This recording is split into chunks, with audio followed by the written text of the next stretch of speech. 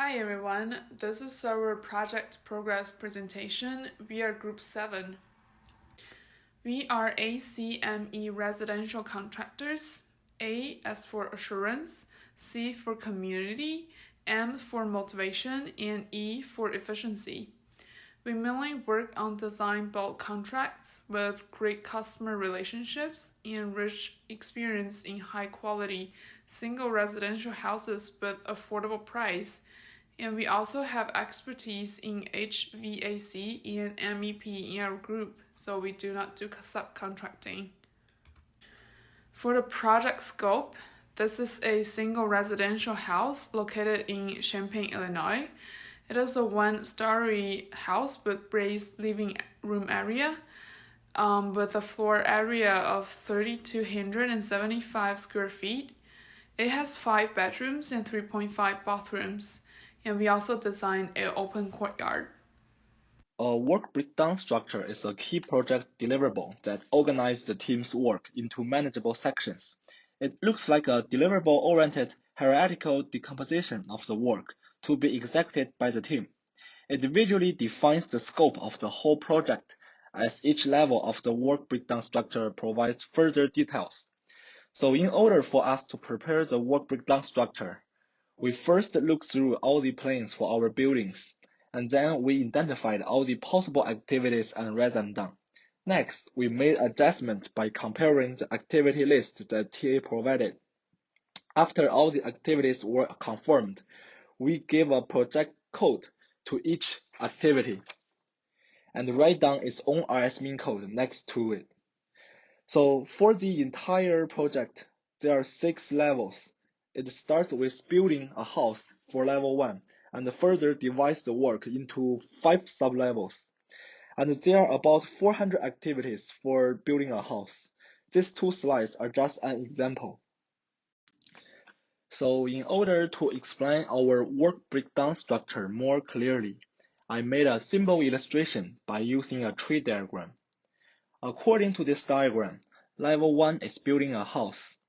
It divides the work into prepare site, install site utilities, and erect superstructure.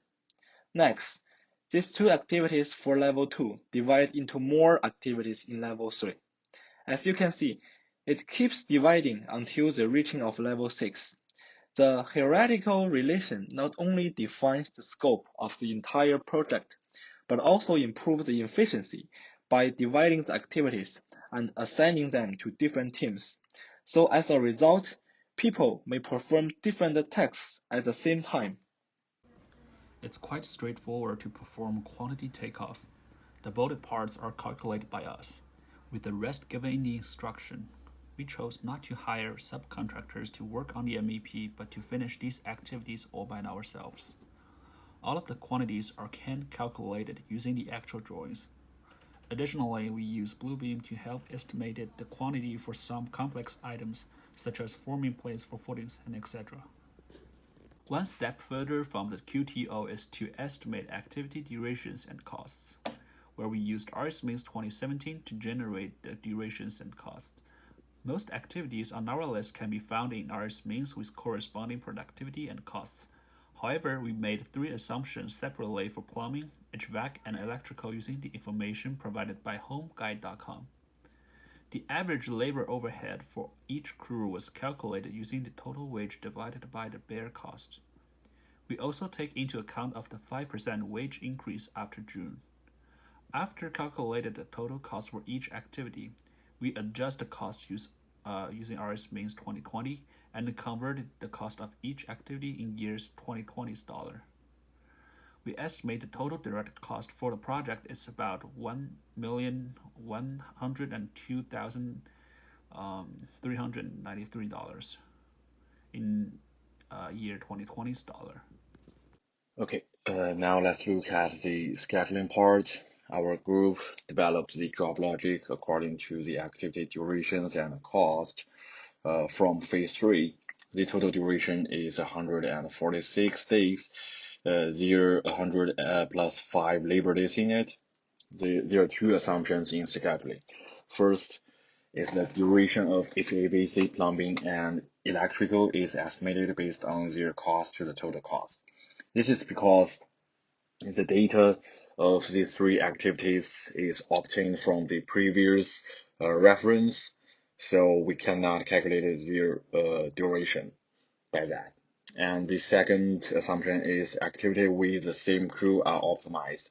For example, the installation of exterior doors and interior doors all require two carpenters, so we combine these two activities together to reduce the total duration by 3 days.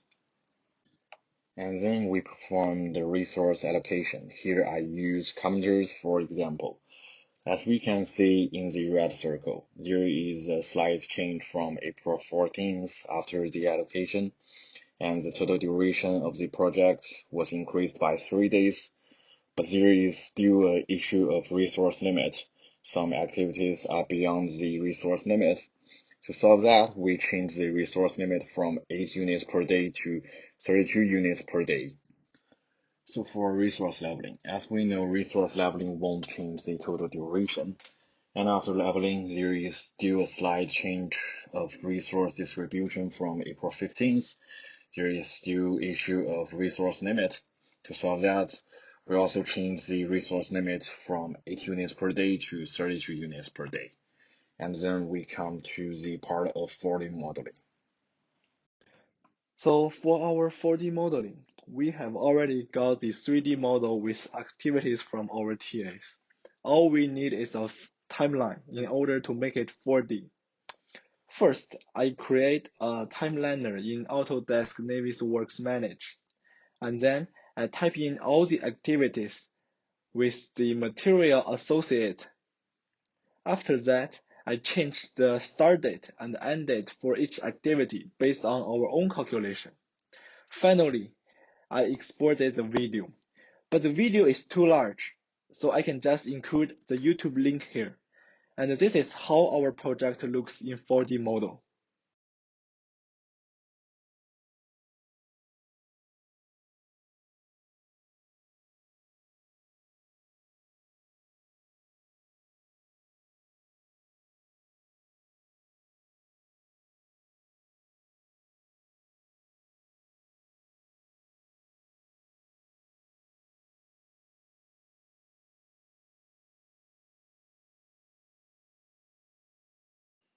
Next, we perform the time-cost trade-off to reduce the duration of the project by having workers work overtime for the critical activities.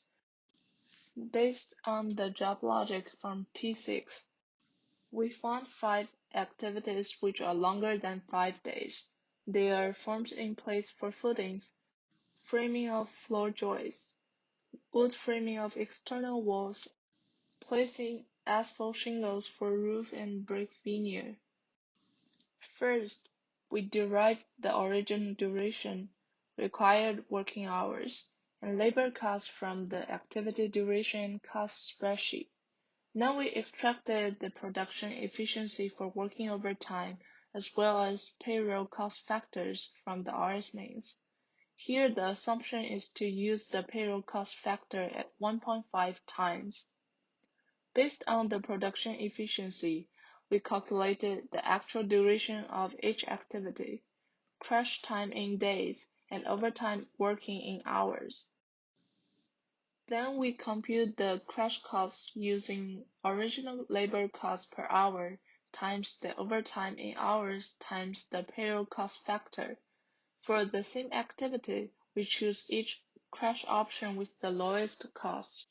Then we came up with this table, and for convenience, we call the 5 activities A, B, C, D, and E. Next, we found that the 5 activities can crash up to 12 days with different alternatives. This table shows how we combine them, and the red ones we choose are the lowest cost for the corresponding number of crashing days. Then we developed this table. Without any crash, the duration of the project was 105 days, and the direct cost was about $1,102,392. Here we assume that the indirect cost is 25% of the total direct cost. Therefore, we can calculate indirect cost per day. After finishing this table, we plotted the direct costs, indirect costs, and total costs with respect to the crash days, and found that the minimum total cost was when the project crashes 8 days, which has the optimum project time of 97 days. Even though the difference is not obvious at this scale, the general tendency is that the indirect cost decreases and direct cost increases when we crash more days. The cash flow analysis was performed based on the activity costs and construction schedule we generated earlier.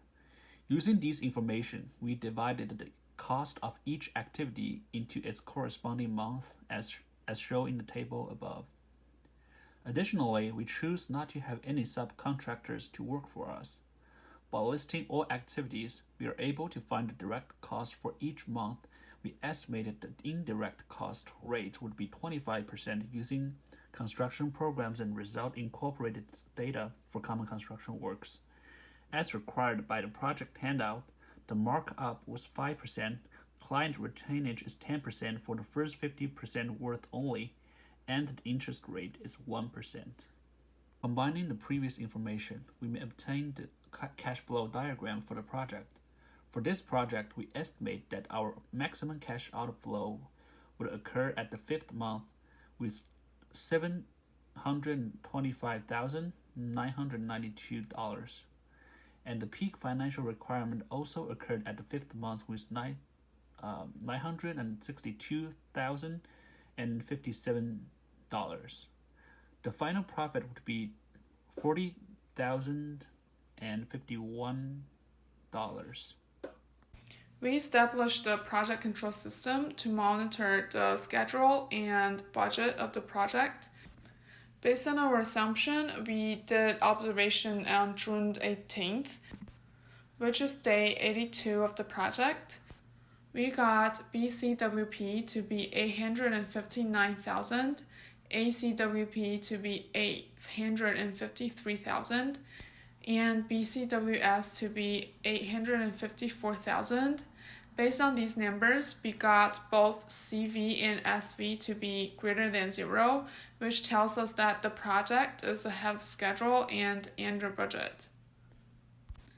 As we can see in the graph, at day 82, the project is under budget, and we have assumed the rate of progress keeps the same until the project finishes. So we got the future actual cost to be $1094,000. For the procurement plan, we decided our fabrication lead time based on the amount of material that we need and the complexity or the uniqueness the material is for the project. For instance, for structural steel columns, we booked it 12 weeks earlier to make sure that this critical material is on site and ready before we install it. And for doors and windows, because they are more unique for the project, they have a longer fabrication lead time. As for delivery date, we set a buffer time for 3 days because we don't want the buffer time to be too long that it will take up some space on the construction site, while we also need to make sure that the day that we are installing it, the material is already there. Another special case is for concrete. Because of its material property, it will be delivered on the day that we are going to install it. Thank you for listening. We are open to any questions or suggestions.